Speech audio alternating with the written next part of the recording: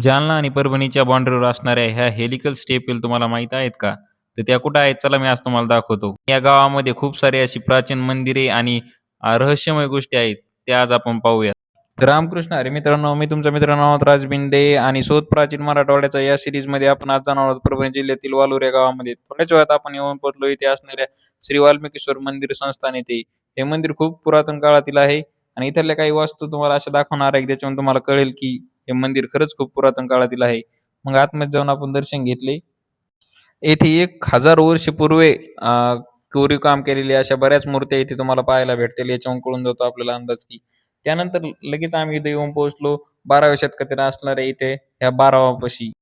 आता सध्या खूप पाऊस पडल्यामुळे या कुंडामध्ये भरपूर पाणी साचलेले आहे आणि याच्याकडे पाहून खरंच खूपच आश्चर्य होते की काय कला आहे त्यावेळीच्या लोकांची. इतकी शतके उलटून गेली तरी देखील आजही या वास्तू तशाच शाबूत आहेत.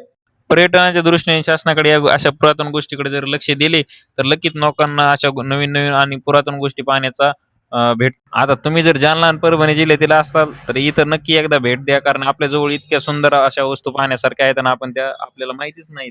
या बारवाला खाली उतरण्यासाठी 8 वेगवेगळ्या बाजूने अशा पायऱ्या केलेल्या आहेत.